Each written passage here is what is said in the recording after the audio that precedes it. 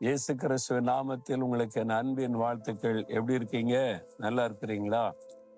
இந்த இடம் பார்க்குறீங்கல்ல, கடல் கடல் தான் எல்லா இடம் இருக்கிற உலகம் முழுதும் பல தேசங்கள் கடற்கரையில் இருக்குதல்ல, அது மாதிரி கடல் தான் அப்படின்னு பார்க்குறீங்களா? இலங்கை தேசத்துல கொழும்பு பட்டணத்தில் இருக்கிற கடல் பகுதி இது. எங்க போனாலும் அலைகள் இப்படிதான் வந்து கொண்டே இருக்கும். இந்த அலைகள் வந்தாலும் அதற்கு ஒரு கரையை ஆண்டவர் நியமித்து வைத்திருக்கிறார். அதுக்கு மேல வராத என்பதாக ஒரு கரையை குறித்து வைத்திருக்கிறார். மனிதன் அதையும் மாற்றும்படி கடலை நிரப்பி அதுல பட்டணங்களை உருவாக்கி கொண்டிருக்கிற காலத்திலே நாம வந்திருக்கிறோம்.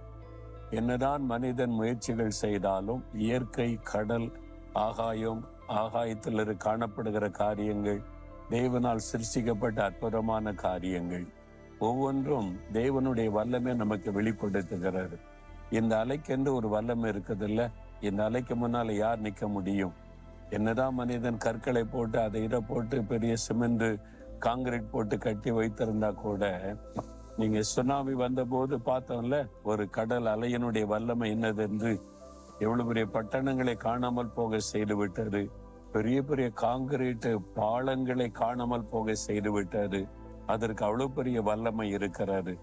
அது மாதிரி தேவன் சிருஷ்டித்த ஒவ்வொன்றும் ஒவ்வொரு வல்லமை கொண்டதா இருக்கிறது. சூரியனை பாருங்க, நமக்கு நல்ல ஒரு வெளிச்சத்தை கொடுத்து நம்முடைய சரீரத்துக்கு ஆரோக்கியத்தை கொடுக்கிற வல்லமையும் அதற்கு இருக்கிறது. இந்த பயிர் வகைகளை அது முளைக்க பண்ணி அதை செழிக்க பண்ணி அதை நல்லாக விளைய செய்கிற ஒரு வல்லமையும் அதற்கு இருக்கிறது. அது மாதிரி தேவன் சிருஷ்டித்த ஒவ்வொன்றுக்கும் ஒரு வல்லமை இருக்கிறது. அப்ப தேவனால் சிருஷ்டிக்கப்பட்ட உங்களுக்கும் எனக்கும் நமக்கும் ஒரு வல்லமை இருக்கிறது. அந்த வல்லமையை உணர்ந்து கொள்ளணும். நாம் சாதாரணமானவர்கள் அல்ல. வல்லமையுள்ள தேவன் என்னை சிருஷ்டித்திருக்கிறார். வல்லமையுள்ள ஆண்டவர் என்னோடு இருக்கிறார். எனக்கும் ஒரு வல்லமை இருக்கிறது என்பதை உணர வேண்டும்.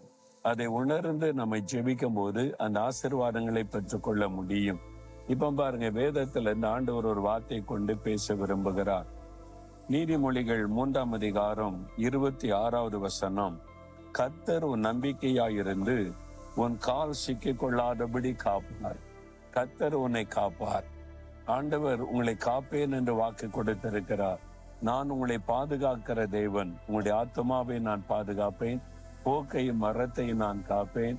உங்களை காக்கிற தேவன் தூங்குவதுமில்லை உறங்குவதுமில்லை என்று வாக்கு கொடுத்திருக்கிறார். கர்த்தர் உங்களை காப்பார். எந்த சூழ்நிலையிலும் உங்களை பாதுகாக்கக்கூடிய வல்லமை அவருக்கு உண்டு. நீங்கள் வசிக்கிற சூழ்நிலை, ஊழியம் செய்கிற சூழ்நிலையில உங்களை பயமுறுத்தக்கூடிய ஏதோ ஒரு காரியம் இப்ப நடந்து கொண்டிருக்கலாம். அதுல உங்களை பாதுகாக்க தேவன் வல்லவர். எதுல ஆண்டவர் பாதுகாக்கிறாராம்? உன் கால் சிக்க கொள்ளாதபடி கர்த்தர் உங்களை பாதுகாப்பாராம். அப்போ நம்முடைய சிக்க வைப்பதற்கு இந்த உலகத்துல ஒரு காரியம் இருக்கிறது. அது யாருன்னா எதிராளியாகிய சாத்தான். எதுலையாவது நம்ம சிக்க வைக்கணும், கண்ணில அகப்படுத்தணும், பாவத்துல சிக்க வச்சிடணும், ஒரு கடன் பிரச்சனைக்குள்ள சிக்க வச்சிடணும், இந்த பிரச்சனைக்குள்ள சிக்க வச்சிடணும்னு சொல்லி சாத்தான் பல விதங்களிலே கண்ணிகளை வைக்கிறான். பாருங்களேன், உங்க செல்போன்ல திடீர்னு போன் வரும். யார் அப்படின்னு கேட்டா, உங்களுக்கு 2 லட்சம் ரூபாய் கடன் கொடுக்கறதுக்கு நாங்க ஆயத்தமா இருக்கிறோம். அதாவது உங்களை கடன்காரனாய் மாற்றுவதற்கு நிறைய பேர் ஆயத்தமா இருக்கிறாங்க. உங்களை சிக்க வைப்பதற்கு சாத்தான் பலரை பயன்படுத்துவான். நீங்க தேவையில் இருக்கும் போது அப்படி எல்லாம் போன் வரும். உடனே நினைப்பீங்க, கர்த்தர் தான் வழியை திறந்துட்டாருன்னு. ஆண்டவர்கிட்ட நீங்க கேட்டீங்கன்னா, வேண்டாம் மகனே, வேண்டாம் மகளே, உனக்கு வேறொரு வழி வச்சிருக்கிறேன்னு சொல்லுவார். ஏன்னா நம்முடைய கடன் பிரச்சனையில சிக்க வைத்து நம்மை அவமானப்படுத்தி வேதனைப்படுத்த சாத்தான் திட்டம் வைத்திருக்கிறான். அதுல சிக்க கொள்ளக்கூடாது. நம் கால் சிக்க கொள்ளாதபடி கர்த்தர் நம்மை காப்பார். எத்தனையோ விதங்களில் கர்த்தர் என்னை காப்பாற்றி இருக்கிறார்.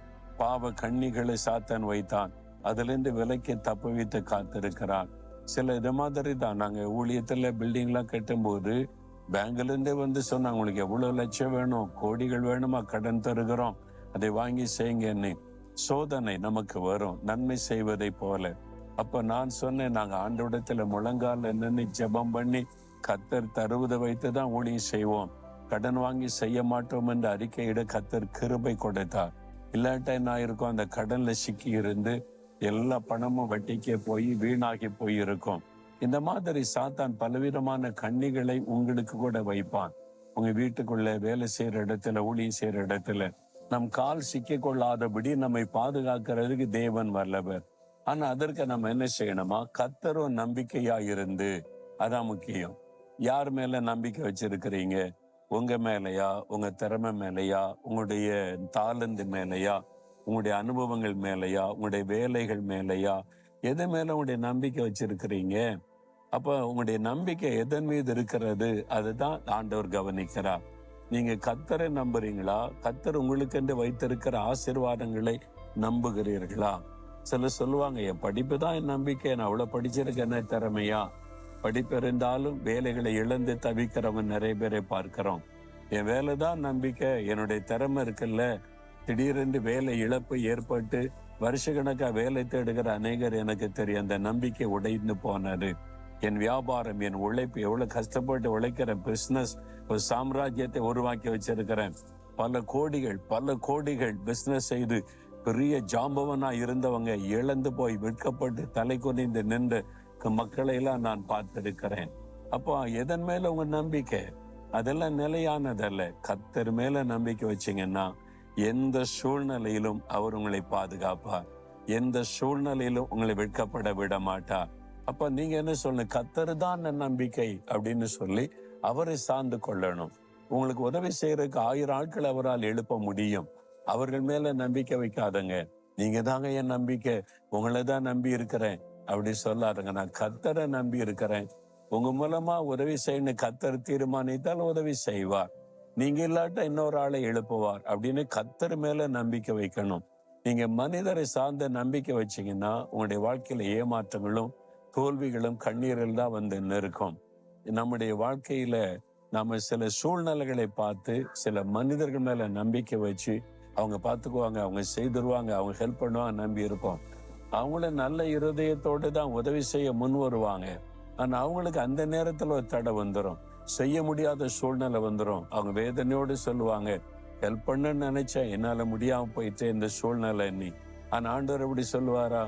மகனே, உனக்கு உதவி செய்ய நான் விரும்புகிறேன், முடியலப்பா, சூழ்நிலை அப்படி ஆயிற்று. மகளே, என்னால முடியலம்மா, மன்னிச்சுக்க அப்படின்னு ஆண்டவர் சொல்லுவாரா?